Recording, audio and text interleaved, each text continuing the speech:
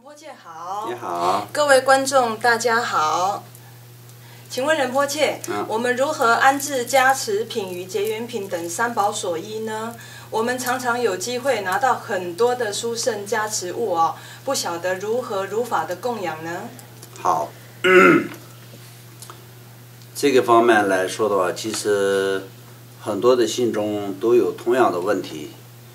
因为在这个佛教徒对三宝的尊敬来说的话，就是非常重要的。因为我们第一次皈依的时候都有讲到，在这个皈依三宝方面的一些戒律。那比如说皈依佛以后呢，就我们必须要做的是针对任何的佛像。那么在这个任何的佛像，佛像的意思就是无论是任何材质所制作出来的任何一个佛像，无论是庄严有不庄严的，主要是一个佛像，我们作为一个佛教徒必须得要知道，这就是我有皈依的之处，而且这就是我从生死轮回当中要解脱出去的唯一的依靠。所以就是当作真正的佛来很尊敬的对待。那佛经也是同样的，我们皈依法以后呢，看到任何的佛经，只要是有佛法的内容的，只有四句词的佛经，四句词的一个文字也是可以当作是佛经一样的，可以作为法宝来供养，所以非常尊敬的对待才是如法的。同样的，任何一个三宝所依都是一样的道理。那这个里面来说的话，也是有一些区别，像比如说佛像以及唐卡，这些都是上面有佛菩萨的画像或者是佛菩萨的像，所以这些都是相当于是如同佛一样的来对待。那这个里面也有一个比较不一样的，像比如说佛像，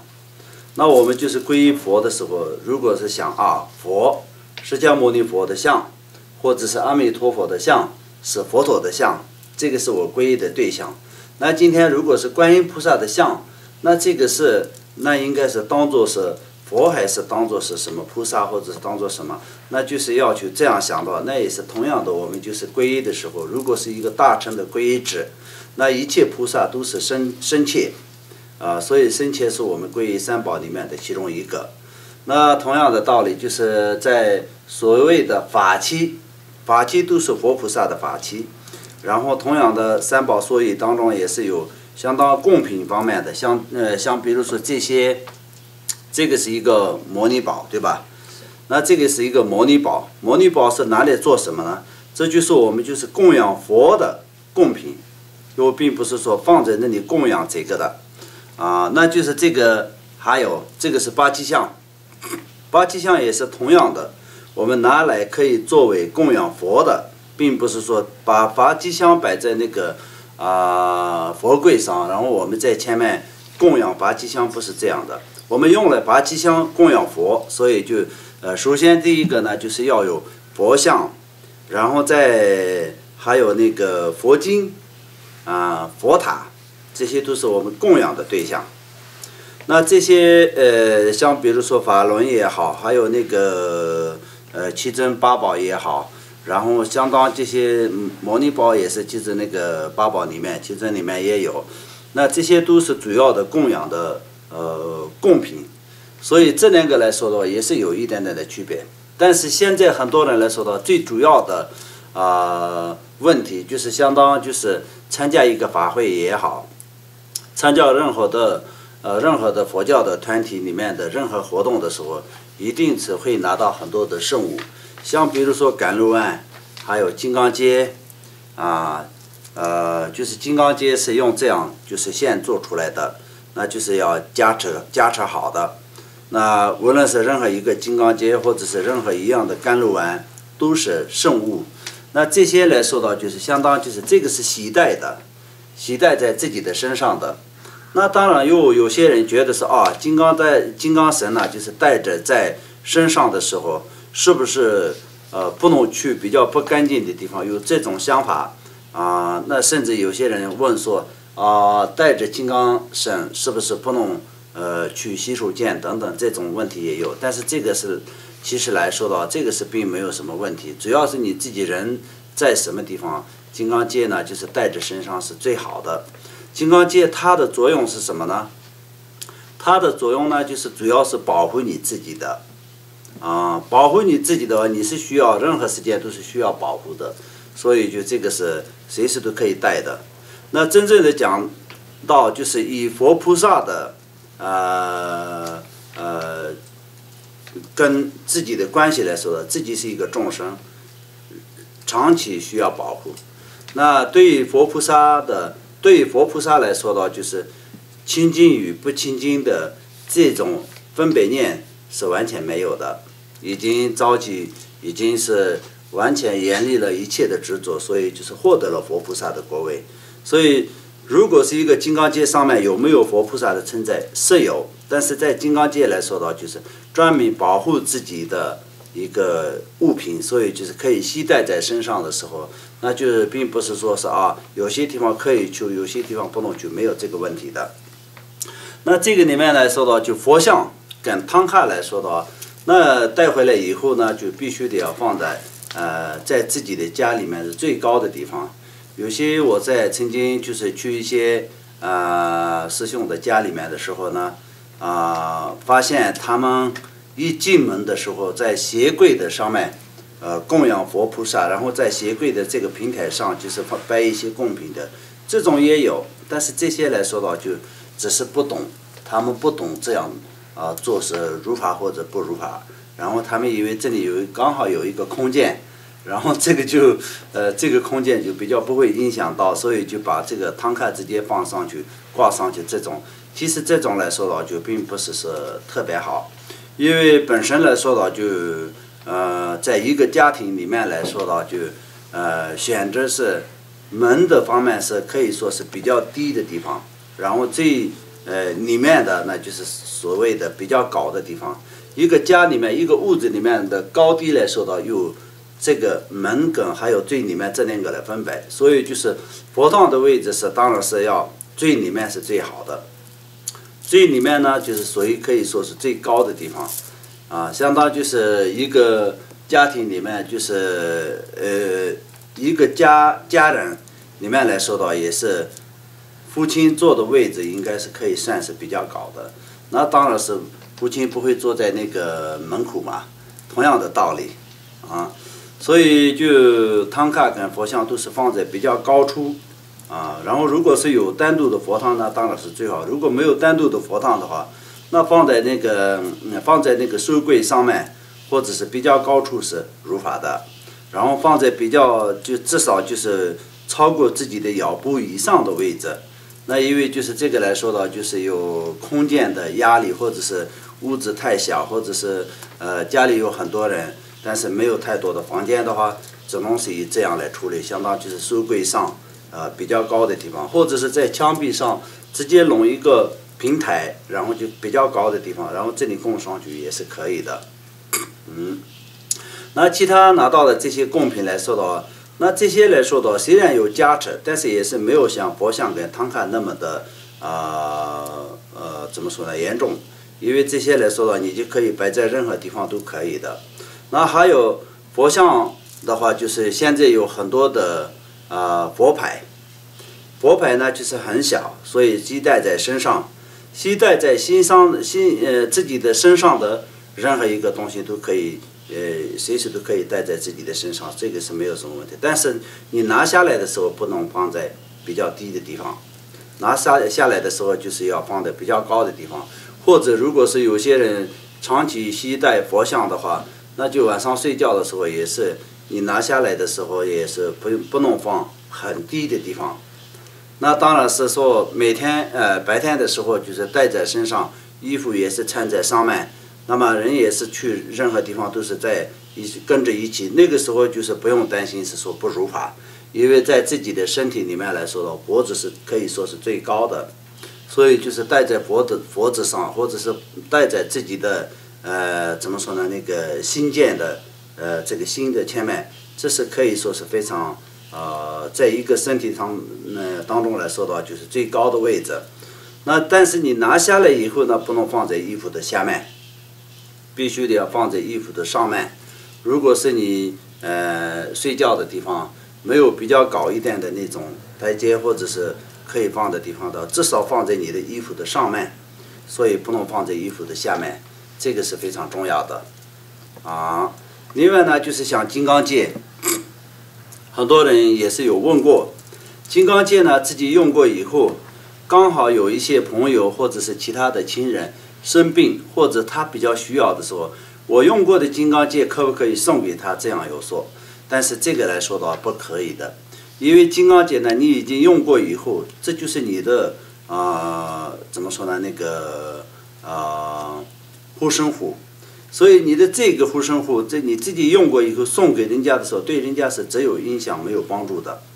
所以你自己是永远都可以带着，这就是属于你自己的保护的。然后它的效果跟功能来说的也是只能你自己一个人用，你没有用过的新的金刚戒，你可以送给其他人是可以的。你拿到很多的话，那你自己没有带过的可以送给其他人，那就你自己带过的不可以送。好，那佛像来说的，如果是佛像，有些小的佛像，你自己带过也是可以送给人家带，这是可以的。但是金刚戒跟佛像又是效果是跟用意是同样的，保护自己的，而且是携带的。但是金刚戒是不可以送的，佛像是可以送的，这两个就是有这样的区别。然后另外还有什么？那甘露丸也是同样的。拿到甘露丸以后呢，甘露丸本身它的效果是什么呢？它是一个加持物。它的加持来说的话，就一个人一生当中只要吃到一粒甘露丸，至少那个人就那一生当中的死亡的时候，就是一定是不会下地狱的，而且是一定会有机会可以获得下一世获得人生的。但这个也是同样的，你吃到任何一个传承的甘露丸，对这个传承要有一定的信心，永远那就不能有任何的对这个传承的回谤的心，跟对这个传承的不理的这种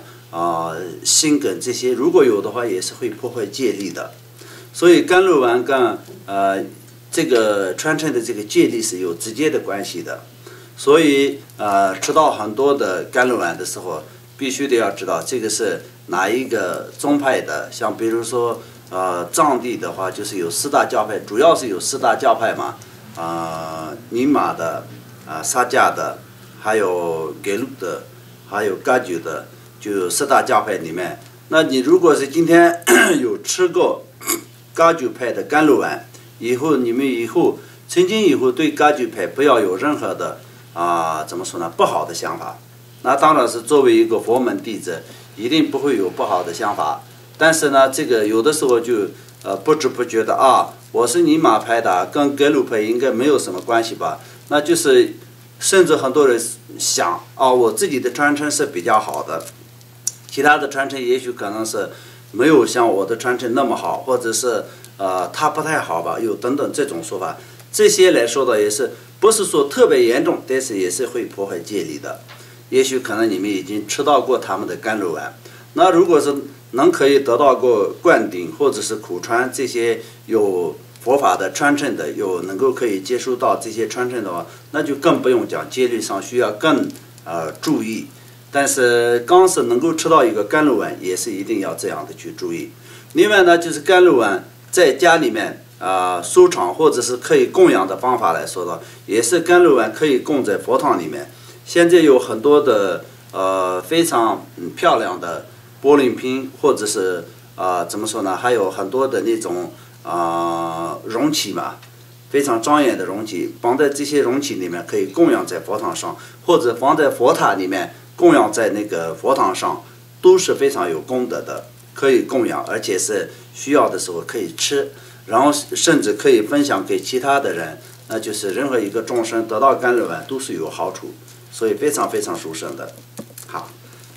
那仁波切，我想再请教一个问题一般我们金刚绳或是金刚结，如果脏的时候可以清洗吗？那如果清洗的过程当中呢，是不是我们加持力也就消失了呢？好，那如果是金刚结当初那个加持的时候，它的加持，所谓的加持是什么意思呢？十方三世一切诸佛菩萨的身苦意事业功德的一切的加持，直接进入到这个里面。进入到这个里面呢，就是它有这样的一定的那个保护的效力，但是它有时间的限制。它的时间的限制是什么？这个金刚界因地水火风四大的因素，如果是今天已经是不在了，那就它的加持也是自然而然就不在。那就是用水来清洗的话，也是没有什么关系的，因为这个是带着时间长的话会长，所以洗一下是不会把加持跑掉的。对，所以就可以洗。那这个方面来说到，有的人觉得说水洗以后就加持不在，会有这种说法，我也听说过。但是这个来说到，就可能是有一点点的误会。我觉得说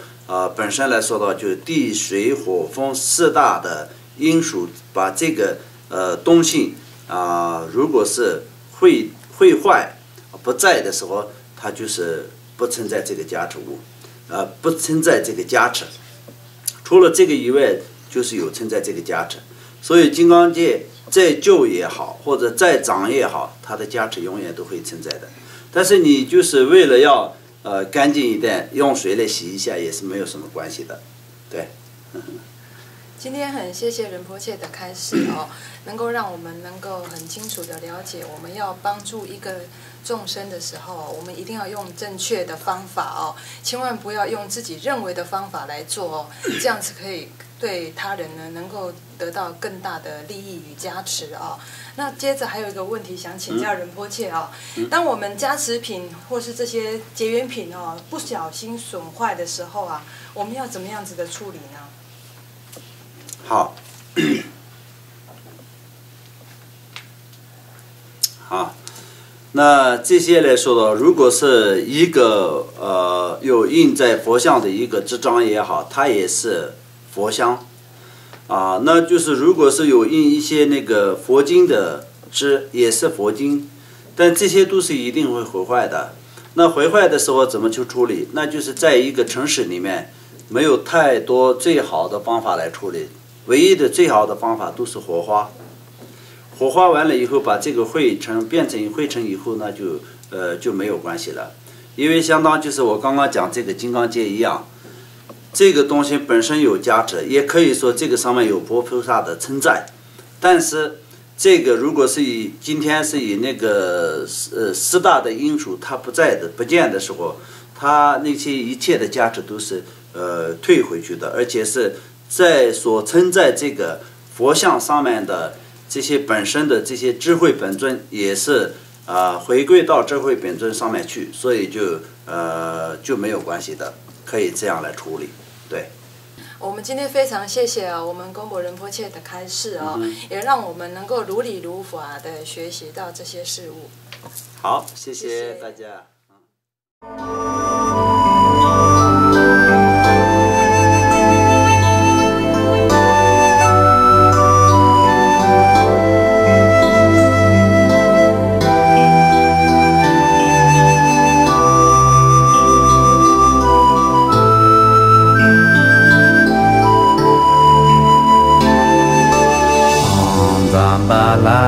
Zalenta Yesuha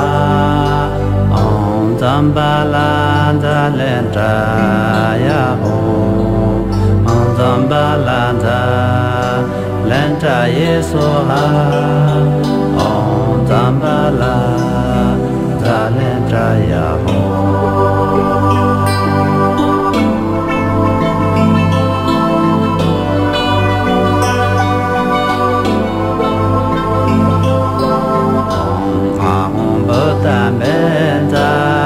Bema Kama Zambala Siddha Pala Zambala